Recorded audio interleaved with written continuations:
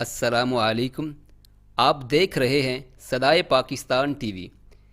तरक्की याफ्ता दुनिया में लीडर एक ऐसा जहां दीदा शख्स होता है जो ज़िंदगी की कठिनाइयों, सख्तियों, तलखियों और मुश्किलात का मुकाबला करते करते कुंदन और फौलाद की तरह मजबूत हो जाता है, जिसे पता होता है कि मैंने अपनी कौम को कैसे खड़ा करना है, मसाइल और बहरानों से कैसे निपटना है, कौमों के बिलमकाबल कैसी पॉलिसियाँ वज़ा करनी हैं ताकि तरक्की की इस दौड़ में मेरा मुल्क और मेरी कौम बावकार मकाम कैसे हासिल कर सकें। लेकिन हमारे मुल्क में इतनी सती और कमज़ोर सी सोच मौजूद है कि खुदा की पनाह, कैसा सितम है मेरी कौम के साथ, कैसा खलवाड़ करते हैं हमारे अरमानों से। इनकी तालीम और सोच का लेवल देखकर दिल दुखता है।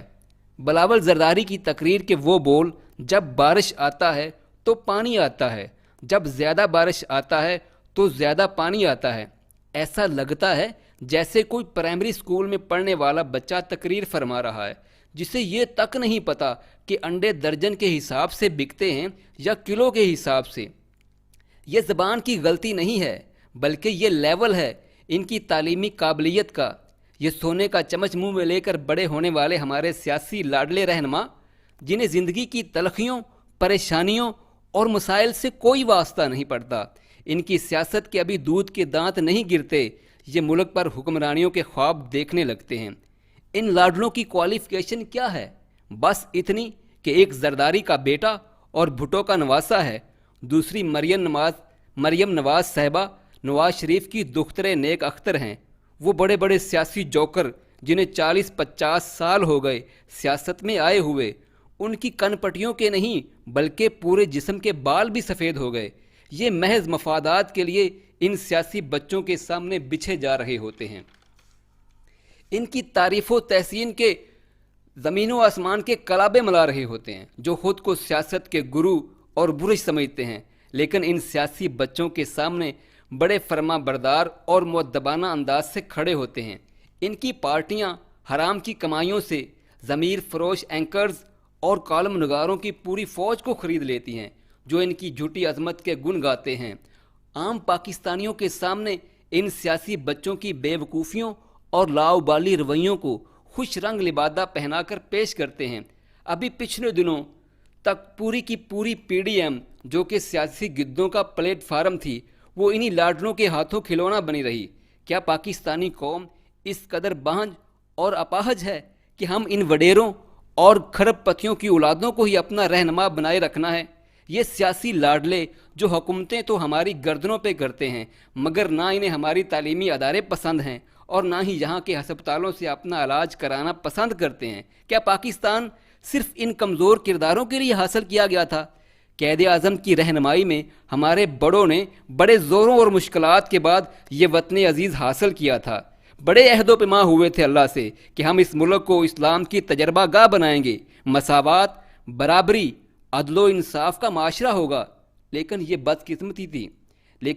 बदकिस्मती थी इस कौम की कि वो वादे भुला दिए गए।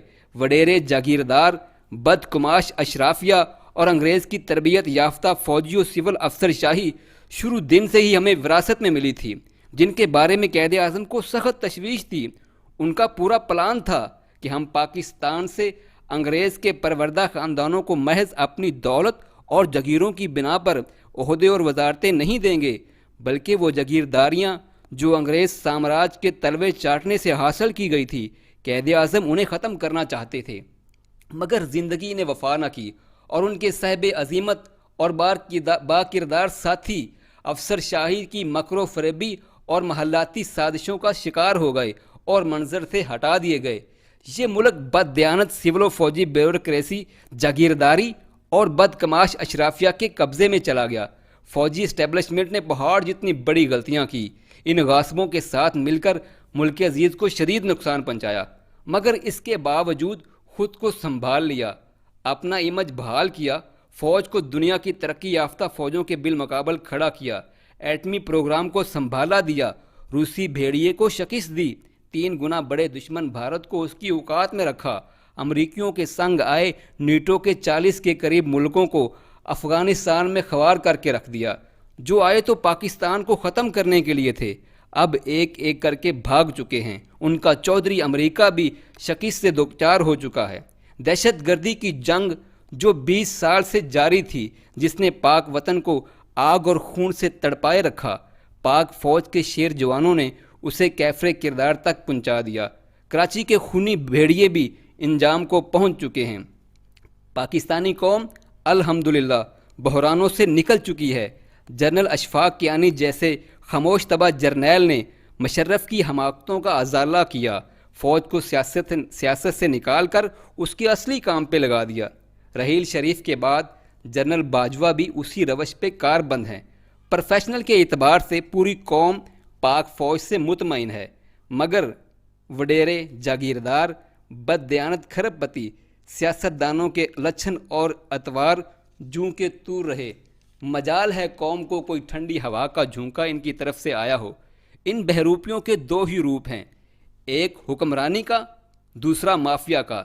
جب یہ اقتدار میں ہوتے ہیں تو حرام کی دولت اکٹھی کرتے ہیں، اپنے چہیتوں، کاسا لیسوں اور خوش آمدیوں کو نوازتے ہیں، اداروں کو برباد کرتے ہیں، نظام کو آمرانہ مزاج کے مطابق چلاتے ہیں۔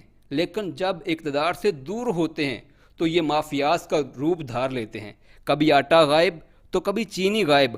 ہر بحران، ہر قومی مسئلے کے ساتھ ان کے ڈانڈے ملے ہوئے ہوتے ہیں۔ اقتدار سے دوری کا ہر لمحہ انہیں اذیت دیتا ہے۔ یہ اپنے مفادات کے لیے بڑے معاملہ فہم اور زیرک ہوتے ہیں۔ انہیں پتہ ہوتا ہے کہ عوام بہت جلد بھول جاتے ہیں۔ جتنی مرضی لوٹ مار کر لیں، منی لانڈرنگ کے ذریعے حرام کی کمائی ملک سے باہر لے جائیں، اداروں کو تباہ کر دیں، تعلیم و تربیت کے بجٹ کو اپنی عیاشیوں پہ کھپا دیں، ہر ملکی سودے اور منصوبے میں کمیشن کھائیں، مہنگائی، ناانصافی، اقربا پروری سے ملک کا کباڑہ کر دیں۔ اقتدار میں ہوں گے، چند سر پھرے ہمارے خلاف احتجاج کریں گے، مگر اقتدار سے اتریں گے تو عوام ہماری چیرہ دستیوں اور لوٹ مار کو چند دنوں میں ہی بھول جائیں گی۔ یہی عوام دوبارہ سے ہمیں لیڈر، اوتار، مسیحا اور رہنما بنائیں گے۔ ہمیں مقدس اور عظیم سمجھ کر ہمارا استقبال کیا جائے گا۔ یہ عجوبہ قدرت کا ہم جیسے غریب ترقی پذیر ملکوں میں ہی روا رکھا جاتا ہے۔ آج بظاہر اس ماڈرن اور عہد جدید میں بھی ہم ان مسخروں، لاڈلوں اور بہروپیوں کو برداشت کیے ہوئے ہیں، حالانکہ ان کی کرتوتیں اور عزائم اتنے خطرناک ہیں کہ کوئی مہذب معاشرہ ایک لمحہ بھی انہیں کھلی فضا میں سانس نہ لینے دے، بلکہ ان کی ساری زندگی جیل کی کال کوٹریوں میں ہی گزرے۔ آج ہم پاکستانیوں کو سوچنا ہوگا، ہمیں ذمہ دارانہ رویہ اپنانا ہوگا۔ آخر کب تک یار ان لٹیروں کا راج رہے گا؟ ہماری قوم ترس گئی ہے انصاف پہ مبنی معاشرے کو، اصول، نظریہ اور میرٹ کی بنیاد پر کھڑے ہوئے نظام کے لیے، جہاں غاصبوں، لٹیروں، رہزنوں، قبضہ گروپوں کے لیے کوئی جگہ نہ ہو۔ صدائے پاکستان ٹی وی کی آخری حد تک یہی کوشش ہے کہ ہم اللہ سے کیے ہوئے وعدے کو پورا کریں، اس ملک عزیز کو اسلامی تجربہ گاہ بنانے کے لیے ایڑی چوٹی کا زور لگا دیں، شعور اور آگاہی کو عام کریں، درد مند اور با کردار لوگ سیاسی میدان میں اتریں، پہلے سے موجود اصلاح پسند طبقات کے ساتھ اتفاق اور اتحاد پیدا کریں اور ان سیاسی گدوں کے خلاف مضبوط سیاسی اتحاد کھڑا کریں جو عام آدمی اور ہمارے نظریاتی تشخص کے مطابق ایک صبح انقلاب کی بنیاد رکھے، جو ہمارے قائد اعظم اور علامہ اقبال کا خواب تھا۔ یہیں صدائے پاکستان ٹی وی کی صدا ہے۔ عام آدمی کے دل میں بھی یقیناً یہی صدا دبی ہوئی ہے۔ آؤ ہم سب مل کر اس صدا پہ لبیک کہیں، اپنی نئی نسل اور آنے والی نسلوں کے محفوظ مستقبل کے لیے، ان کی بہتری کے لیے دوڑو یار، دوڑو، زمانہ چال قیامت کی چل گیا، اٹھو وگرنہ حشر نہ ہوگا پھر کبھی۔ خوش رہو، خوشیاں بانٹو، اپنے قرب و جوار میں بسنے والوں کا خیال رکھو۔ آج یہیں صدائے پاکستان ٹی وی کا پیغام ہے۔ السلام علیکم۔